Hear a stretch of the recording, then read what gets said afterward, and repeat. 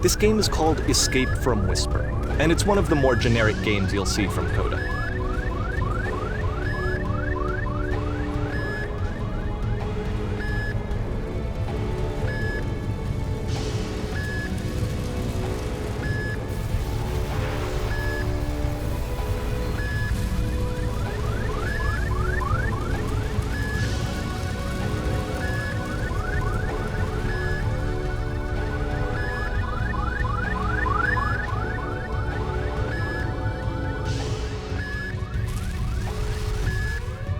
Security call breached. Hostile alien life forms inbound.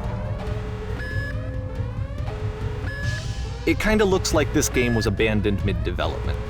For instance, you have this gun, which you'd think would indicate that there are supposed to be monsters or enemies somewhere, but then clearly there are no enemies anywhere. You can't even reload the gun when you run out of bullets. But ultimately we don't really know. Maybe Coda thought that actually it was complete the way that it is.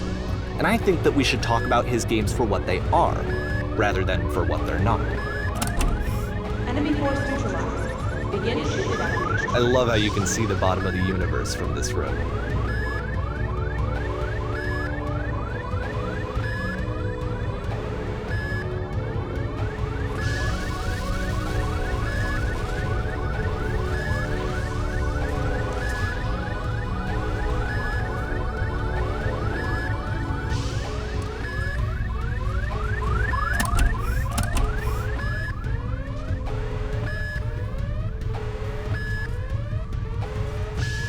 Apparently, this space station has a labyrinth on it.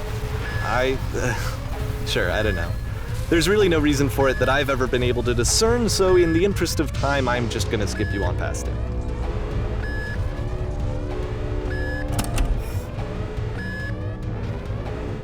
Okay, this is the part that's interesting.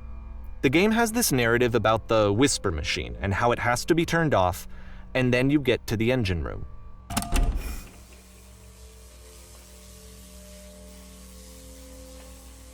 Hey, you there, in the engine room.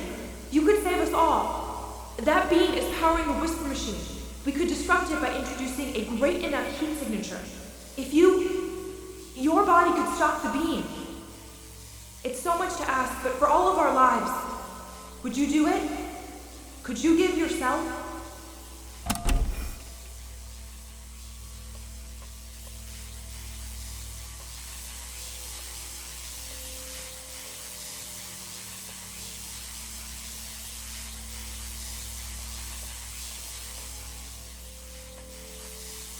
This is not a branching point, unfortunately. The only option is to step into the beam.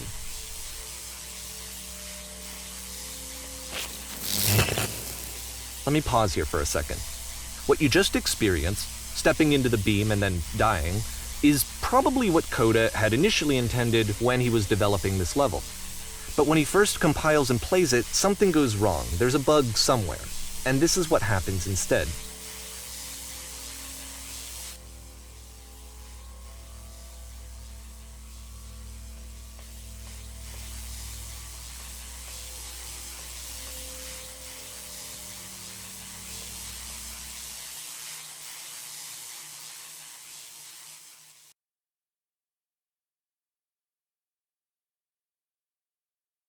The beam causes you to start floating. And this is an important moment for him. Because yes, this is technically a glitch, but Coda identifies something human about it, like how small it makes you feel in the face of this larger chaotic system. Or this floating could be the afterlife, a peaceful place, juxtaposed against all of the hysteria that you've just had to traverse. I don't even know. I have no idea what he was thinking, but what's clear is that after making this, something lodges itself in his brain. He wants to do more of these really weird and experimental designs. So he stops work on this and moves on to a stream of tiny little games that go in all sorts of directions. Let's go ahead and take a look at the first game he made after leaving this one behind.